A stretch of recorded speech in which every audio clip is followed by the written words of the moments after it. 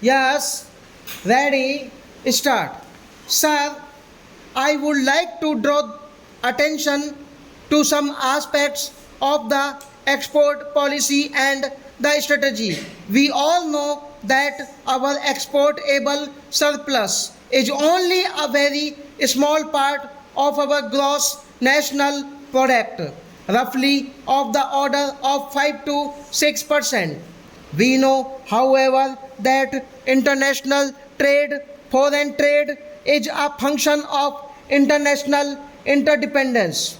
No doubt, basically, we produce for our own consumption, but whatever unnatural advantage we have naturally have to tap it to build exportable surpluses so that then we can earn the necessary foreign exchange for meeting our essential requirements. The essential policy that we have followed is correct. I see nothing wrong to fight against the policy of export promotion and import substitution.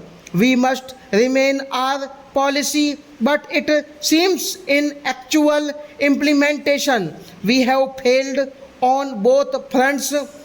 Our share of the world trade has come down from roughly 1% about 2 decades ago to less than half a percent in 1984. We remain primarily an export of primary products despite all the noise we make about non-traditional items, tea, jute, iron ore, rice, spices, cashew nuts are our mainstay, and we have probably the only exception among the major items textiles, leather, if you can call it an industrial product. We hear so much about engineering goods. Our export of engineering goods accounts for 0.1% of the total world trade in engineering exports. 20 years after we made our first engineering export to the United States sometimes in 1977. I think this needs to be improved. I have therefore a few suggestions to make. I feel that our markets must be diversified and so should be our sources of supply. We should think of markets nearer home in our close vicinity in Africa, West Asia, in Southeast Asia. And one way of doing it will be to build mutually beneficial relationships, ties of interdependence. Secondly, there are a number of items in which greater efforts has to be put in order to organize the producers and exporters. I do not want to say combines in associations, and I think a little bit of a beginning was made in the case of jute. We can do a better collective bargaining with our buyers, and we can have more favorable terms of trade, better international marketing than we are having today. Thirdly, we have to add naturally to our value adding capacity from iron ore. We are going to pelletization, but why cannot we go to iron and steel? After all, for a country of our dimensions and resources, 5 to 6 million tons of steel is peanuts.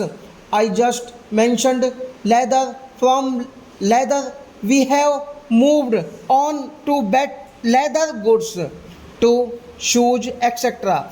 We must diversify our exports. How? Because if we want to have a non-operational market for non-traditional goods. We have to adopt a policy of natural self-denial. You cannot run foreign trade in terms of red and green signals. You cannot run foreign trade in terms of a gain and on a gain principle. If you want to cultivate a foreign market, you have to service it. You have to see to it that we do not fail when there is scarcity, but we have also to see that we do not fail internally as well as externally. For this, we have to build up buffer stocks. Mr. Vice Chairman, I know that the Commerce Minister will say, yes, all these need to be done. I can do a very good job of buying and selling, but where are the things to sell? Therefore, surely production comes first. Production, both primary and secondary. The constraints coming in the way of production have got to be removed so that the installed capacity can be fully utilized. And as my distinguished colleague has said, productivity has to be improved. For that, what is required is to beef up your infrastructure. There are transport bottlenecks in both rail and road. There are ports which simply cannot handle our import and export trade. There are ports which foreign liners refuse to touch because the turnaround period is so high. I know shipping is a problem. There are many regions with which we do not have direct shipping. There is always the problem of whether you first develop your export trade and then establish a shipping link, or first have the shipping link and then develop export trade.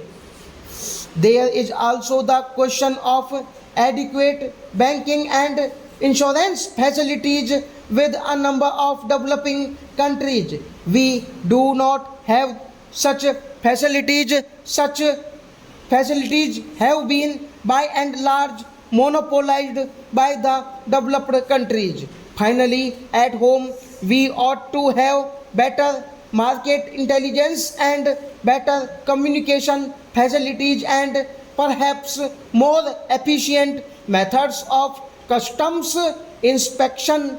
These are some of the other bottlenecks. I would like the Commerce Minister to fight against these bottlenecks and all other constraints and fight against some of his colleagues here to have them removed. Stop.